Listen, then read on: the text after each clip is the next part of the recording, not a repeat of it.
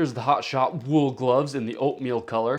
You can see they feature 3M thin insulation, and right away I can tell they're exactly what I wanted. They feel very soft on the outside, a nice cushiony material, and right here it's got a little padded grip that feels really nice and soft too. And that padded grip runs all the way along the thumb here. They're nice and easy to slip on, and they fit great on my hands. I love that they let your fingers stick out so you can still be a little bit dexterous in them. But at the same time, they have this strap on the back that's Velcro down, and that can easily cover your fingers to keep them even warmer if you should go outside or if your fingers start to get cold. And they feel the same on both hands too. I'm loving these gloves. And I got this style of gloves because I wake up early in the morning when it's still a little cold out, and I want to keep my hands warm without having to turn on the heater in the home. You can see that I'm able to type in them and edit videos in them. I like how much dexterity I have while using these gloves while I'm working, but the reason I really like to use them while I'm working is because I've spent so many years working on the computer that my hands hurt when they get cold. So these keep them warm